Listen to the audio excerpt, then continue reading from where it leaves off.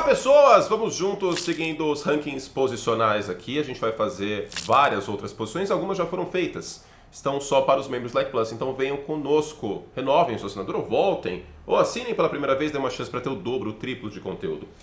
Cornerback, tight end, edge rusher, linha ofensiva, eu vou fazer da unidade como um todo, só para membros. E kicker, vocês pediram, eu vou fazer 5 melhores kickers da NFL para 24. Vai ter lá também só para os membros. Vamos então para a última posição, que vai ter um ranking aberto aqui para todo mundo, não só para os membros, que é uma das posições mais difíceis de fazer esse ranking, e o meu ranking vai ser diferente do seu que está assistindo, e diferente de quem está comentando, e um outro comentário vai ser diferente. Wide receiver. O top 3 ou o top 4 vai ter mais ou menos os mesmos jogadores. Do quinto em diante, aí vai ter muita gente que fica de fora em alguns rankings, em outros esses jogadores vão estar dentro, enfim. Então fique conosco, fique comigo até o final do vídeo. Tem as menções honrosas, nomes que a gente não colocou no top 7, mas que merecem muito estar numa lista e merecem bastante respeito. A gente vive uma era muito boa de wide receivers na NFL, aí na temporada 23 e agora 24 também.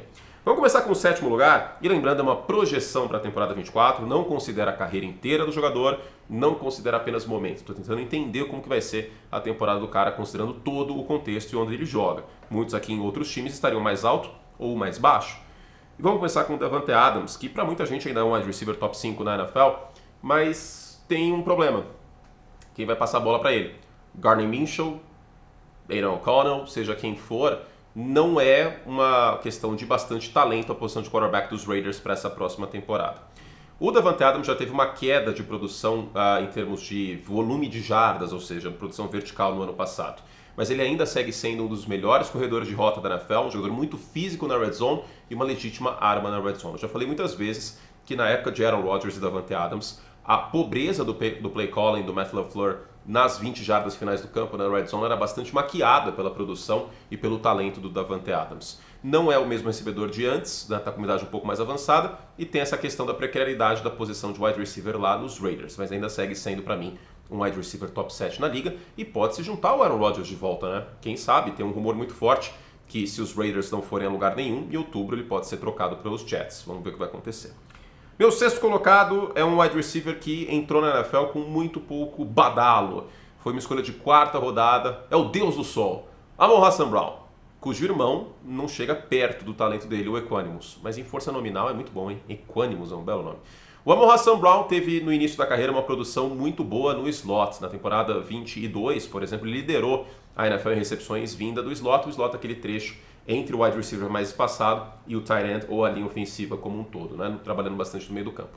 Na temporada passada a gente já viu mais o Amon-Ra St. Brown utilizado para fora dos números em rotas quebrando para a lateral. É a presença do Sam Laporta que ajuda bastante, e o Jahmyr Gibbs também sendo utilizado em rotas no meio do campo. Eu acho que ele continua sendo um cara bastante em ascensão e um cara muito importante em terceiras descidas. O ataque dos Lions funciona tanto quanto o Amon-Ra St. Brown funciona numa dada partida. Volume adoidado, um jogador que é o rei do fantasy, bastante subestimado ainda na minha visão, porque pode não ser tão famoso, etc., como outros nomes da lista, mas a produção sempre esteve lá. Eu gosto muito do Amon-Ra St. Brown, um jogador muito resiliente também, ele não tem medo de tomar pancada no meio do campo, isso é importante para quem joga tanto saindo do slot. É um cara de 80 recepções vinda do slot no ano, aí facilmente, de verdade, né? Nos últimos 2 anos ele passou de 90, inclusive. É um wide receiver que não vai te bater muito em profundidade, mas que vai te fazer sangrar ao longo do campo e vai conquistar muitas primeiras descidas ao longo desse trecho. Destaque também para quando os Lions rodam play action, né? Que aí, em rotas cruzando o campo, ele é ainda mais letal.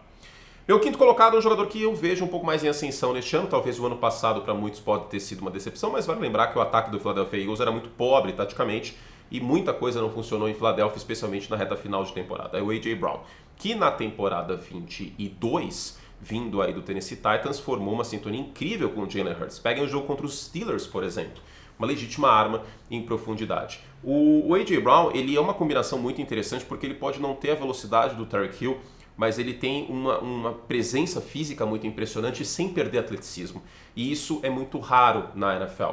Eu gosto muito do A.J. Brown também por conta disso. Os Eagles têm um novo coordenador ofensivo no Kellen Moore e o A.J. Brown é candidatíssimo para passar pelo menos das 1.000 jardas nessa próxima temporada. Vamos ver como volta o Philadelphia Eagles depois de terminar o ano tão azedo, e muitos de vocês vão conseguir ver o A.J. Brown dia 6 de setembro lá na Neoquímica Arena no primeiro jogo dos Eagles na temporada contra os Packers. Agora, para muita gente ele é um top 3, até porque 2 desse top 3 não vem de temporadas muito boas. Um por lesão, o outro porque perdeu o quarterback, enfim. Mas o trio de ferro para mim segue o mesmo. O cara que tenta desafiar essa galera é o CeeDee Lamb. O CeeDee Lamb é um cara de 1.700 jardas. O CeeDee Lamb joga com um quarterback acima da média no Dak Prescott. O CeeDee Lamb tem muito volume. O CeeDee Lamb é um excelente corredor de rotas. Talvez aqui seja o melhor corredor de rotas em espaço curto e médio. Acho que não é nenhum absurdo dizer isso nessa lista que eu estou fazendo. O CeeDee Lamb, para mim, é o Amon-Ra St. Brown ainda melhor, vamos dizer assim, ainda mais versátil, ainda mais perigoso em profundidade fora dos números. É um jogador excepcional que talvez tenha ficado um pouco ofuscado na temporada passada, porque, queira ou não, Tyreek Hill é um monstro, é um alien, e o Dallas Cowboys teve aqueles jogos esquisitos que muita gente assistiu, e o CeeDee Lamb também ficou apagado em alguns jogos-chave. Mas é um wide receiver muito importante para Dallas e ainda é um dos melhores da NFL, o quarto da minha lista. O CeeDee Lamb está querendo um novo contrato, então pode estar com bastante apetite para essa temporada 24 da NFL. Por fim, nosso top 3. Ja'Marr Chase, que bateu mais de 1.000 jardas ano passado, mesmo com o Joe Burrow perdendo boa parte da temporada. O Ja'Marr Chase talvez não tenha chegado no hype que se teve em relação a ele nos primeiros anos dele, especialmente no primeiro ano dele. Mas ainda é um jogador muito importante fora dos números. Eu acho que essa atenção a mais que chegou em relação ao Ja'Marr Chase, e até mais dobras em relação a ele, mais os safeties prestando atenção no Ja'Marr Chase, talvez tenha feito com que a produção tenha diminuído um pouco, e também tem o fator Joe Burrow, que perdeu a reta final da temporada passada. De qualquer forma, o Ja'Marr Chase ainda é um jogador muito versátil para mim, e tem a questão de fora dos números, o passe para mais de 15 jardas, para mais de 20 jardas, mas ele é um monstro em jardas após a recepção, desde a época de LSU. Para mim ainda é um wide receiver top 3 da liga, mas se ele não fizer jus a essa empolgação que a gente tem em relação a ele, especialmente no início da sua carreira na NFL com os Bengals e com o Joe Burrow, aí vai começar a ficar mais difícil defendê-lo no top 3. Eu vejo gente colocando o Ja'Marr Chase em primeiro, ou muitas vezes até em segundo, projetando a temporada. Eu estou um pouquinho mais cauteloso, mas top 3 eu acho bem digno para ele, um jogador bem versátil também. Por fim, segundo lugar, se a gente coloca o Justin Jefferson em outros times, talvez ele seria o primeiro. Justin Jefferson volta de lesão, né? Foi a pior temporada dele por conta disso, mas desde que entrou na NFL é uma máquina de touchdowns. Ele é um jogador que faz tudo muito bem. E não é muito bem, eu acho que seja até errado dizer, porque é pouco em relação ao Justin Jefferson. O Justin Jefferson é um cara que o piso dele começa em 80 jardas por jogo. 80 jardas por jogo. O Justin Jefferson, todo mundo sabe que a bola ia para ele em terceira descida, todo mundo sabe que ele seria o escape para a primeira descida, todo mundo sabe que ele seria muito utilizado na red zone, e mesmo assim não dava para parar o cara. Parece que ele tem um imã na mão e a bola tem metal, né? Porque a coisa gruda de uma maneira inacreditável. O vídeo é aquele jogo contra os Bills, né? Vocês devem lembrar. O Justin Jefferson é muito polido, mas acima de tudo ele não é só polido, ele é polido com diamantes. Porque ele pode não ser o melhor da NFL correndo rotas, ele pode não ser o mais veloz da NFL, mas no all-around ele faz tudo muito acima da média e isso lhe dá um brilho extraordinário. Eu não coloco o Justin Jefferson em primeiro aqui porque tem a questão do quarterback que ele vai jogar essa próxima temporada, exemplo do Davante Adams, né, que eu desci um pouquinho mais que muitos de vocês por conta disso. O Justin Jefferson vai jogar ou com o Sam Darnold ou com o calouro J.J. McCarthy. Isso pode ser um fator para a produção dele, para os números dele, para a eficiência dele ser um pouquinho menor na temporada 24. E finalmente, aos 30 anos, o nosso inimigo da falta de velocidade, nosso inimigo das leis de trânsito nesse aspecto, né, que está sempre acima da velocidade, é o Tyreek Hill, que salvou a carreira do Tua Tagovailoa, e o Tua deveria dar uma parcela desse contrato dele para o Tyreek Hill, vamos falar a verdade, né? Porque o Tua é um quarterback antes e um quarterback depois do Tyreek Hill. Tyreek Hill é um cara cujo piso de jardas na temporada é basicamente de 1.500 jardas, e eu estou sendo pessimista, porque nos 2 últimos anos ele passou das 1.700 e segue o sonho dele, tem 17 jogos, 2.000 jardas recebidas. É possível? Sinceramente, não dá para descartar isso porque é um jogador extremamente explosivo. Se tem uma coisa que dá para falar do Tyreek Hill, é que às vezes ele tem mais drops que deveria. Talvez seja a única coisa, só que ele compensa tanto com todo o resto que, sinceramente, não dá para não colocar o Tyreek Hill como o melhor wide receiver da NFL hoje. O cara é simplesmente uma máquina. E não é só em termos verticais, porque ele transforma muitos passes curtos em big plays. E aí quando a gente olha só os números dele, parece que é só passe longo. Não é verdade. Até porque o Tyreek Hill é um cara que pode transformar um screen num touchdown. Claro que esse RPO dos Dolphins é um pouco mais vertical do que o RPO muitas vezes do college, mas é imparável, basicamente. É muito, muito difícil parar o Tyreek Hill e é um cara, como eu falei, que pode bater as 2.000 jardas. Vamos ver, porém, esses próximos 2 anos do Tyreek Hill, porque ele tem 30 aninhos e depois dos 30 anos, algumas posições dependentes de atleticismo, os jogadores costumam cair um pouco de produção. Running back, cornerback, edge rusher, wide receiver são posições que às vezes sofrem com isso. Vamos ver se vai ser o caso do Tyreek Hill ou não, mas até agora não deu nenhum sinal, chegando perto dos 30 anos, que isso aconteceria. Bom, estou com uma roupa diferente porque eu sou um idiota e eu esqueci de gravar no vídeo original as menções honrosas, mas aqui estou no futuro para falar sobre as menções honrosas e também para te trazer um cupomzinho para a Esporte América para comprar esse moletom do Berzão e de outros times. Então fica comigo, ó. Primeiro de todos, acho que o Mike Evans, né? Porque com certeza muitos de vocês já estão preparados para colocar nos comentários o Mike Evans faltando nessa lista.